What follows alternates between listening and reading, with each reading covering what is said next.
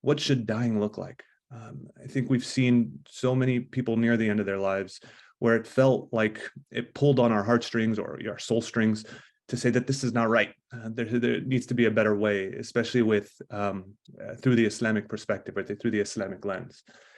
And just to highlight this in the context of history, the last 100 years has seen a transformation in all aspects of life, and dying is no exception. The very thing that makes us human, our mortality, has been pushed off. So it's almost unnatural when it does happen. When you hear someone about dying, the knee-jerk response is, what happened? What went wrong? What doctor didn't do their job, right?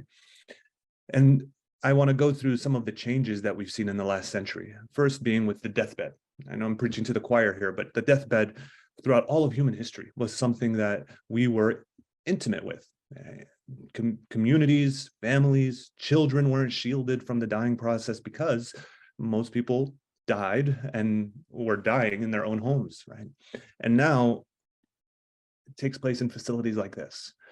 Fluorescent lights, uncomfortable beds, sterile walls. And even though the trajectory, at least in the West, is one where more people are taking their last breaths at home, the end of life, the last weeks or months, many patients are spending their time in facilities like this.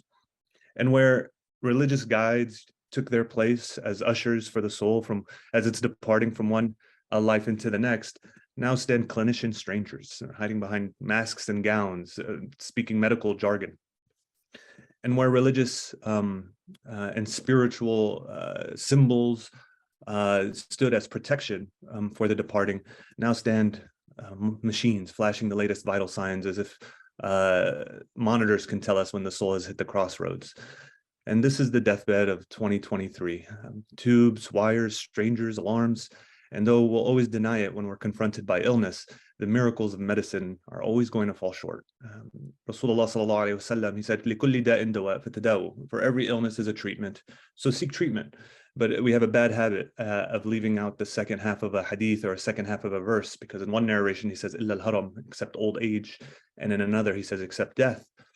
And this medicalization of death is what I think, what I alluded to a minute ago, is what really pulls at us to say there's something antithetical, something against the teachings of Islam about how people should be spending the awesome and potentially heightened spiritual event that is dying.